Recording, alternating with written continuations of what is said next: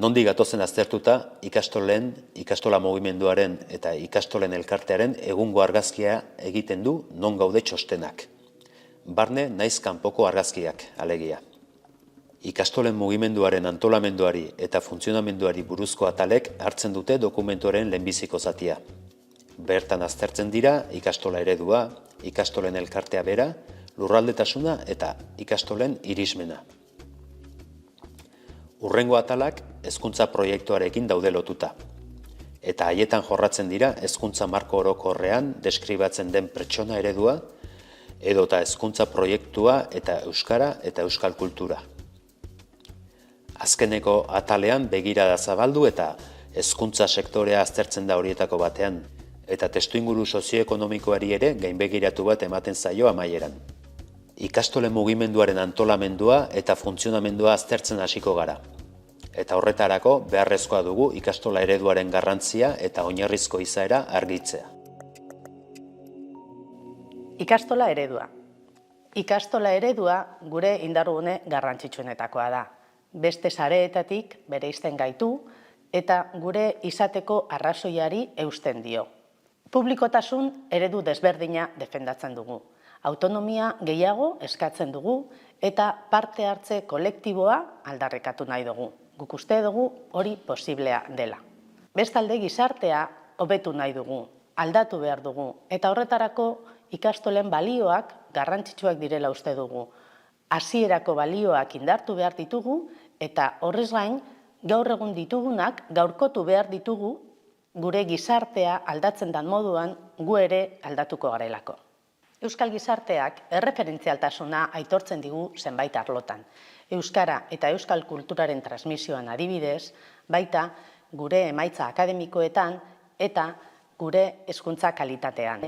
Bestalde batetik batzuek esaten dute segregatzailea garala edo elitistak, baina gu ez gaude horrekin ados. Ikastolen elkarteak 114 ikastola ditu Europar Kooperatiban bazkidetuta. Ikastola eredua indartzeko eta kudeaketa eraginkortzeko urrats kualitatiboa izan da egitura sozietario bakarra sortzea. Beraz, ikastolen elkartea Euskal Herri mailako erreferentzia nagusi bat da. Euskal Herri mailan antolatuena den egitura da eta horregatik erreferentzia nazional bat da. Eta zerbitzuak eskaintzen ditu 7 probintzietako ikastolei, nahiz eta historiak egin duen hein ezberdinetan aholkularitza eta zerbitzuak eskaintzen direla. Sozial mailan ere erreferentzia bat da, ikastolen elkartea, hezkuntza eragile gisa, hainbat lanen aintzindari izan da, euskal kurrikuluma besteak beste, eta pedagogia mailan ere aintzindaritza lana eraman du urte luzetan. Eta erreferentzia ere bada euskara eta euskalgintzaren inguruan, zer litzateke gure euskaraz garaian ikastolak ez balire sortu eta hainbeste urtetan garatu ez balire. Erreferentzia da ere pestarako, erreferentzia bada, zenta euskal jaiak edo euskal pestak, Egiurratx, Nafarroa Oinez, Araba euskaraz, kilometroak eta ibilaldia antolatzen baititu ikastolen elkarteak, eta hor ere euskal kulturaren biziarazteko gune bat da, eta ikastolek dituzten behar ekonomikoei erantzuteko, eta norazbait Euskal Herri mailako irudi bat zabaltzeko manera ere bada. Badugu tresna bat Euskal Herri mailan antolatua dena, eta da elkartasun kutxa, ikastolen elkarteak eskaintzen duen tresna bat, eta tresna horren helburua da zailtasunetan diren ikastolak edo ikastola behiak laguntzea. Eta badakigu gaur egun baditugula nolazbait arresi batzuk euskara babesten dutenak, eta arresi horiek kokatuak dira Ipar Euskal Herrian, Nafarroa hegoaldean eta Arabako hegoaldean, eta horiek dira gehien lagunduak diren proiektuak euskara bizi dadin ere mugetan.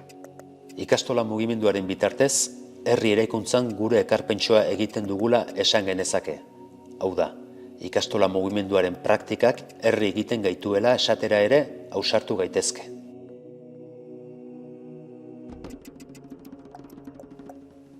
Naziotasuna ukatua duen egia da Euskal Herria, 2 estatutan banaturik eta 3 administrazio ezberdinetan, baina hala ere zailtasun eta muga guztien gainetik elkarlanean aritzea lortzen dugu eta proiektu nazional bakar bat dugu, hezkuntza proiektu bateratu bat, eta elkartasun eta lankidetza eredu bat dugu Euskal Herri mailan denendako eredugarri dena.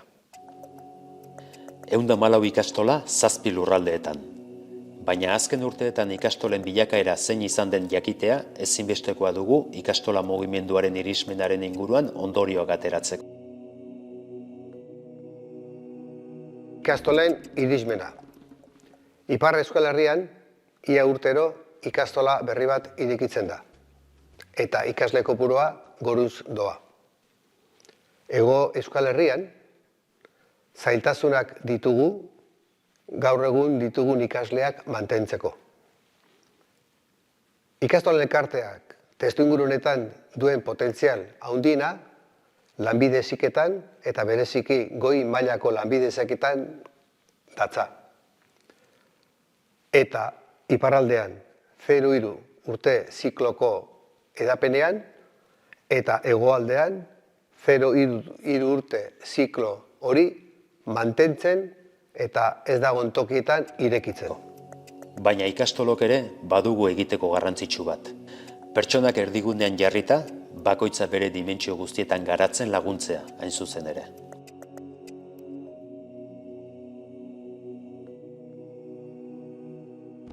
Azken urtetan ikasleen irtera profila definitu dugu. Eta hortik pertsona eredua definitzera jauzi egin dugu. Ikastoletan garatu nahi dugun pertsona eredu hau, argitaratu berri dugun ikastolen hezkuntza marko orokorraren erdigunea da. Eta bere zerbitzura daude kurrikuluma, hezkuntza ildoak eta printzipio psikopedagogikoak. Guzti hau lortzeko, euskal kurrikulumean eta konpetentzietan oinarritzen diren materialak ere sortu ditugu. Hala ere, prestakuntza gakoa dela esan dezakegu. Hezitzaileak garen heinean, ikuspegi integral batetik abiatuta lan egitera eta formatuta egotera behartuta gaude. Guzti honekin lotura zuzena dauka ebaluazioaren kulturak. Eta ikastoletatik ebaluazioaren kultura hau garatzen eta sortzen jarraitu behar dugu. Ez bakarrik ikaslearen garapena eta ikaskuntza prozesuari begira, baizik eta hezitzaileek egiten dugun praktika horri begira, eta baita ere ikastolak erakunde bezala dituen antolamendu eta kudeaketari begira. Eta hau guztia bideratzeko hezkuntza proiektu sendo eta bateratu bat beharrezkoa alda? Hezkuntza proiektu batek dituen atalak aztertzen baldin baditugu, ondorioztatu dezakegu Euskal Herriko ikastola guztientzako hezkuntza proiektu bateratu bat ez daukagula. Hala ere, azkenengo urtetan, lanean aritu gara eta honen erakusle dira bihar prozesua eta endakalogoaren definizioa. Kontutan hartzekoa da ikastolen errealitatearen testuingurua, ezta? 3 administrazio, 2 hezkuntza lege eta bakoitzaren kurrikulum dekretuak, eta ikastolen izaera eta ikuspuntu desberdinak. Berrikuntza, hobekuntza eta eraldaketa pedagogikoari dagokionez, hemen ere urratsak eman ditugu. Alde batetik ikastolen elkarteak, eskala institutuarekin elkarlanean hobekuntza pedagogiko iraunkorraren prozesua diseinatu zuen, eta hau ikastolei eskaini zien. Eta honekin batera, badira ere beste ikastola batzuk, aholkularitza eredu desberdin batzuk aukeratu dituztenak. Azkenik, hezkuntza proiektuaren atala borobiltzeko 4 ideia azpimarratzea gustatuko litzaidake. Lehenengo, jazarpenaren prebentziorako KIBA programa. Bigarrenik, digitalizazioa. Hirugarrenik, aisialdi eredua, eta laugarrenik euskeran ardatzutako eleaniztasuna. Ikastolen elkartean euskararen indar berritzea dugu ardura nagusi. Pertsona ereduan jaso dugun moduan, ikasle euskaldunak ez den laguntzeko erronka daukagu eta. Bide horretan, hizkuntz proiektuaren markoa sortu zen 2000 urtean ikastolen elkartean, eta ikastolen laguntzarekin gauzatu zen 2009 urtean argitaratu zen ikastoletako hizkuntza proiektua liburua. Liburuan oinarrituta, ibilbide luzea egin dute ikastolek eta horretan dihardu. Euskara eta euskal kultura. Euskararen ezagutza maila nabarmen egin du gora azken urteotan, eta hori hein handi batean ikastolei esker izan da. Baina, kezkatuta gaude batetik ikusten dugulako, bai, hartzaile garen horretan, adibidez, entzumena edo irakurmena, trebetasuna handiagoa daukagula edo errestasuna handiagoa daukagula, baina besteetan gu ekoizle izan behar garen horietan, adibidez, idazmenean edo ahozkoan, mintzamenean, bera egin dau edo trebetasuna hor indartu beharko genukela uste dugu, batez ere ahozkoan. Hezkuntza eta euskerari dagokionez, hizkuntza trataera integrala defendatzen dugu. Guk uste dugu euskerak dana hartu behar duela. Gainera, kontuan izan behar dugu gaur egungo umeek, ume askok ez daukatela etxean lehenengo hizkuntza euskera. Eta horrela lagunduko diegu bide hori egiten. Kontseiluak atera dituen datuen arabera, gaur egun ez da aski euskaraz ikastea. 75%ek D ereduan ikasten du, beraz lautik 3 euskaraz ikasten du, baina gero euskaraz mintzo direnen kopurua, euskara ikasten dutenen kopurua, erdia baino gutxiago da. Beraz, 2tik 1 ere ez du lortzen euskaraz mintzatzea Euskal Autonomi Erkidegoan. Nafarroara joaiten magira, ahunt beste egoera bat da, han euskaraz baita ofiziala, eremu guzietan, hasteko, eremu bakarrean ofiziala da, eta D ereduan ari direnak 30%-erat ez dira heltzen. Eta Ipar Euskal Herrian, oino sinpleagoa da, euskara ez baita ofiziala niun ere, ez Lapurdi ez Baxe Nafarroa eta ez Siberuan, eta egia da gaur egun 2 aurretik 1ek euskara 6 hartzen duela aurre hezkuntzan, baina D ereduan egiten duten bakarrak ikastolak dira, eta ikastolak momentuz osotasunaren 15% baizik ez dugu eskolatzen. Euskal kultura hezkuntzaren zentrorat ekarri behar dugu. Gaur egun nazioarte mailako kulturak sartzen zaizkigu alde guztietatik, izan sare sozialetik edo edabidetatik, eta guk gure kultura, gure erruetara itzuli behar dugu, euskal kultura aintzinean eman behar baitugu, eta azken finean hizkuntza ere kulturaren adierazpen bat bezala ulertu behar dugu, euskara da kulturaren adierazpena, ahozko adierazpena. Baina kulturak baditu beste hainbat adierazpen, eta adierazpen horiek zentrorat ekarri behar ditugu. Gure hezkuntza sistemak erabat lotuta daude Espainiako zein Frantziako legediei. Gure hezkuntza sistemak publiko-pribatu dikotomiaren trampan sartuta daude, non ikastolen aitortza instituzionala 3. sare moduan ezeztatuta dagoen. Bestetik, egun hainbat faktorek bete-betean eragiten dute hezkuntzan. Etorri berriek, jaiotze tasaren beherakadak, digitalizazioak, berrikuntza pedagogikoak. Hezkuntza sektorea. Etorri berrien kopuruak markatu du azken hamarkada. Eta egoera berri horretara egokitzen ari da hezkuntza arloa gizartearen aurretik. Segregazio egoera nabarmenak eman dira ikastetxetan eta sareen artean. Baina gaur egun neurriak hartzen hasita dago. Jaiotze tasaren beherakadak eragina izan du ikastetxetan, batzuk ixteraino. Eta eragin hori izango da baita ere ikastetxetan, bai antolakuntzan eta bai langileongan. Horren aurrean, gobernu desberdinek neurriak hartzen hasi dira eta jarraituko dute hartzen egoerari erantzun bat emateko. Horien artean, ratio jaitsiera, langile plantillak mantentzeko konpromisoak eta bar.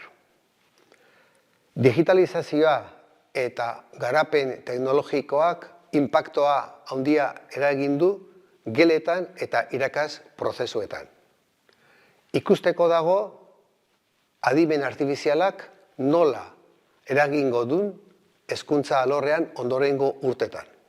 Euskal Autonomi Erkidegoan onartu berri den hezkuntza legeak aldaketa ugari ekarriko ditu ikastetxetan. Euskal Hezkuntza Zerbitzu Publikoaren ezarketa, doakotasunaruntz urratsak emateko prozesua, segregazioari aurre egiteko neurri jarraiak, hizkuntza ereduei dagokienez, murgiltze eredu orokortua ezartzeko adostasuna dago hezkuntza eragileon artean. Eta testuinguru honetan, hezkuntza sisteman eztabaida berri bat irekiko da. Langileen lan baldintzan inguruan. Txosten honen azalpenari bukaera emateko, testuinguru sozioekonomikoaz solastea ere beharrezkoa dugu. Bederatzi dira testuinguru sozioekonomikoan nabarmendu nahiko genituzken ildoak.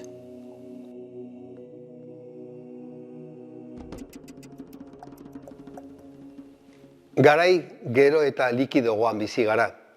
Konpromisoa eta komunitatearekiko loturak gutxitzen ari dira. Norberekeria hedatzen ari da. Horren aurrean, ikastoletan parte hartzea sustatu behar dugu. Komunitate guztiaren parte hartzea bultzatu behar dugu. Krisi klimatiko batetan murgilduta gaudela begibistakoa da.